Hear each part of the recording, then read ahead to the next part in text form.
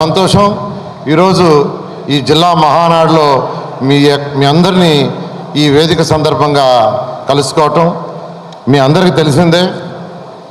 Telugu Desam party మహానుభావుడు స్వర్గీయ NT Ramarao గారు స్థాపించిన పార్టీ. ఆ రోజు ఈ పార్టీ కూడు గుడ్డ నీడ అనే నిదానంతో ఈ పార్టీ ప్రారంభించడం జరిగింది. అనేక ఒడిదుడుకులు కూడా పార్టీ అనేక సందర్భాల్లో 1985లో కానీ అనేక సందర్భాల్లో ఈ పార్టీ అనేక ఒడిదుడుకుల్ని చూడటం జరిగింది. అయితే ఎన్టీ రామారావు గారి జయంతి సందర్భంగా ప్రతి సంవత్సరం మహానాడుని మనం జరుపుకుంటున్నాం. ఈ సందర్భంగా ఈ సంవత్సరం ప్రతి కాన్స్టిట్యున్సీలో మహానాడులు పెట్టి ఆ కాన్స్టిట్యున్సీ సమస్యలని ప్రజా సమస్యలని జిల్లా మహానాడుకు పంపించమని, జిల్లా మహానాడులో అవన్నీ డిస్కస్ చేసి వాటన్నిటినీ రాష్ట్ర మహానాడుకు పంపిస్తే రేపు కడపలో జరగబోయే 27, 28, 29 3 రోజుల్లో జరగబోయే మహానాడులో ఆ సమస్యలన్నీ డిస్కస్ చేసి ఆ ప్రతిపాదనలన్నింటికి అటు కార్యకర్తలకు సంబంధించిన పార్టీకి సంబంధించినవి కానీ లేదా ప్రజా సమస్యలు కానీ వీటిని ప్రస్తావించి కొన్ని నిర్ణయాలు చేసి ప్రభుత్వానికి పంపాల్సిన ప్రతిపాదనలు ప్రభుత్వానికి పంపించి అవి సాల్వ్ అయ్యేటట్టుగా, అదేవిధంగా పార్టీకి సంబంధించిన పార్టీ కార్యకర్తలకి వాళ్ళ శ్రేయస్సు దృష్ట్యా వాళ్ళకి ఏమేం చేయాలి, వాళ్ళని ఎలా ఆదుకోవాలి. ఎందుకంటే ఈరోజు ఎన్డీఏ ప్రభుత్వం వచ్చిందంటే అటు బీజేపీ, జనసేన, తెలుగుదేశం కలిసి 2024లో కంటెస్ట్ చేయటం, గత పార్టీని కేవలం 11 సీట్లకే పరిమితి చేసి ప్రతిపక్ష హోదా కూడా లేకుండా చేసిన కార్యకర్తల్ని ఎలా ఆదుకోవాలనేది కూడా ఆ తీర్మానంలో చేయబోతున్నారు. ఈ విధంగా ఈ మహానాడు కడపలో 27, 28, 29లో జరుగుతుంది. దానికి అందరూ కూడా హాజరు కావాలని తెలియజేస్తూ ఈ మహానాడు సందర్భంగా జిల్లా మహానాడు సందర్భంగా జిల్లాలో ఉన్న తెలుగుదేశం కార్యకర్తలందరికీ నా యొక్క శుభాకాంక్షలు తెలియజేస్తున్నాను. ఈరోజు అధికారం వచ్చిందంటే గత ప్రభుత్వం అనేక మందిని అనేక రకాలుగా వేధించింది, కొందరిని జైళ్ళలో పెట్టింది, కొందరి మీద అనేక కేసులు పెట్టారు, వాళ్ళ ఇళ్ళని ధ్వంసం చేశారు, బెదిరించారు, లాక్కున్నారు, నాన్ బెయిలబుల్ కేసులు పెట్టారు. ఇలా గత ప్రభుత్వం చేసిన అరాచక పాలనకే ప్రజలు బుద్ధి చెప్పి తరివేశారు. అందుకనే ముఖ్యమంత్రి గారు ఇప్పుడు ఏది చేసినా ప్రజా పరిపాలన, ప్రజలకు ఇబ్బంది లేకుండా ఈరోజు అటు సంక్షేమము అభివృద్ధి రెండింటినీ 2 కళ్ళుగా చూసి ఈరోజు ముందుకు తీసుకుపోతున్నారు. సంక్షేమం చేయాలా, అభివృద్ధి చేయాలా. ఈరోజు తీసుకుంటే మన మేనిఫెస్టోలో అనేకమైన విషయాలు పెట్టాం, కానీ అవన్నీ చేయడానికి రాష్ట్ర ఖజానా లేదు, అనేక ఇబ్బందులు ఉన్నాయి. గత ప్రభుత్వం 10 లక్షల కోట్లు అప్పు చేసి వెళ్ళిపోయింది. ఆ అప్పు తీర్చాల్సిన బాధ్యత వచ్చిన ప్రభుత్వంది, మన ప్రభుత్వంది. తీర్చడానికి డబ్బులు లేవు. అవి ఎలా తీర్చాలి? మీరు కట్టే ట్యాక్సులతోనే, మీరు కట్టే జిఎస్టీతోనే, మనందరం కట్టే ట్యాక్సులతోనే తీర్చాలి. ఒక పక్క అప్పులు తీరుస్తూ ఈరోజు ముఖ్యమంత్రి గారు సంక్షేమము అభివృద్ధి 2 కళ్ళుగా చూస్తూ ముందుకు పోతున్నారు. మేనిఫెస్టోలో ప్రభుత్వం వస్తే పెన్షన్స్ 4,000 చేస్తామన్నారు, రాగానే 4,000 చేశారు. అంతేకాకుండా అరియర్స్ మొదటి నెలలో మొత్తం 7,000 ఇచ్చారు. డబ్బులుండి కాదు, డబ్బులు లేవు. ఈ పెన్షన్స్ సంవత్సరానికి 33,000 కోట్ల రూపాయలు అవుతుంది. అంతేకాకుండా మహిళలకి 3 గ్యాస్ సిలిండర్ ఇస్తామన్నారు.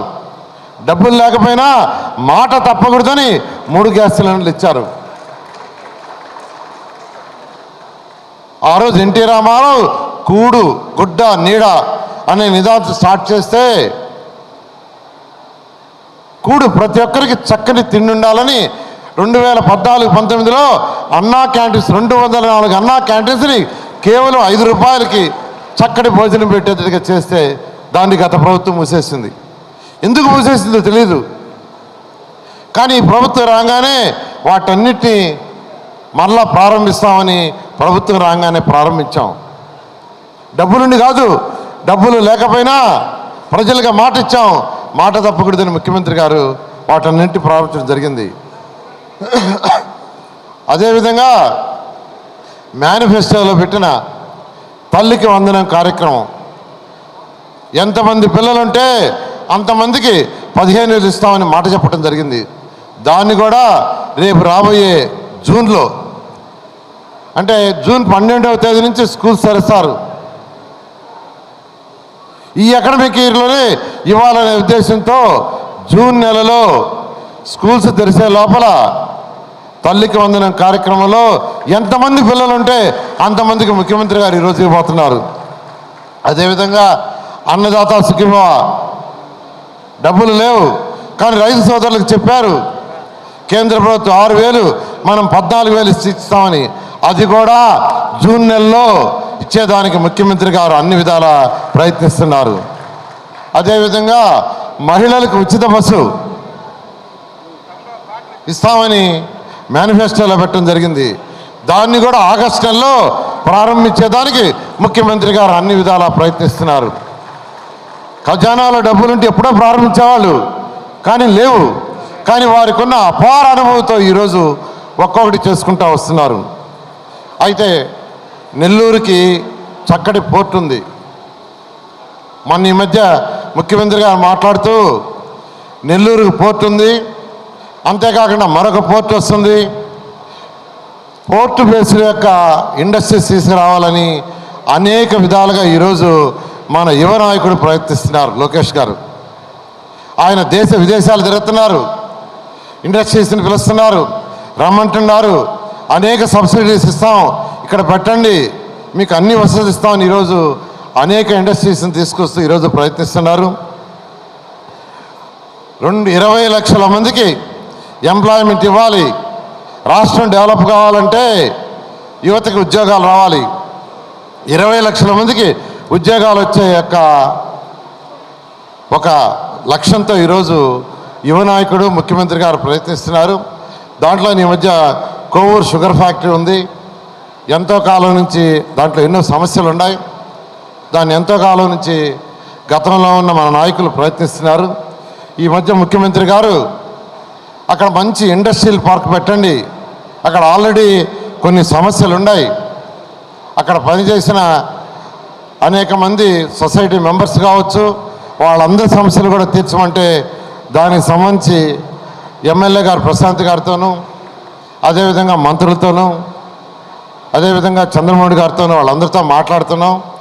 ఆ సమస్యలు కానీ తీరిస్తే అక్కడ ఒక మంచి ఇండస్ట్రియల్ పార్క్ ఖచ్చితంగా చేపడతామని ఈ సందర్భంగా మీ అందరికీ తెలియజేస్తూ, అది చేపడితే కనీసం 25,000 మందికి ఉద్యోగాలు వస్తాయి. అక్కడ 1, 2 కాదు, దానికి కూడా మంత్రులైన నేను కానీ రామనారాయణ గారు ఇద్దరు ప్రయత్నిస్తామని మీ అందరికీ సందర్భంగా తెలియజేస్తూ, ముఖ్యమంత్రి గారు అన్నిటికంటే అతి ముఖ్యమైనది P4 ప్రోగ్రాం. గతంలో కంబైన్డ్ స్టేట్లో ముఖ్యమంత్రిగా ఉన్నప్పుడు విజన్ 20 ప్రారంభించారు. ఆ విజన్ 20 వల్లనే ఈరోజు హైదరాబాద్ మహానగరంగా వెలిసింది. అదేవిధంగా P4 అంటే రాష్ట్రంలో ఆర్థికంగా బాగా డెవలప్ అయిన టాప్ 10%, రాష్ట్రంలో పేదలు నిరుపేదలైనటువంటి బాటంలో 20%కి చేయూతనివ్వాలి. చేయూతనివ్వాలంటే డబ్బులు ఖర్చు పెట్టే కాదు, వాళ్ళకి సలహాలు ఇవ్వటం, వాళ్ళకి మెంటరింగ్ చేయటం, ప్రభుత్వం ఏదైనా సహాయం ఉంటే చేయించడం, లేదా వాళ్ళు ఏదైనా సహాయం చేయాలంటే చేయటం. ఈ కార్యక్రమాన్ని తీసుకొచ్చారు. ఈ కార్యక్రమంలో ఖచ్చితంగా ఈ కార్యక్రమం ద్వారా పేదలు నిరుపేదలైనటువంటి బాట 20% ఖచ్చితంగా డెవలప్ అవుతారని నేను ఆశిస్తున్నాను.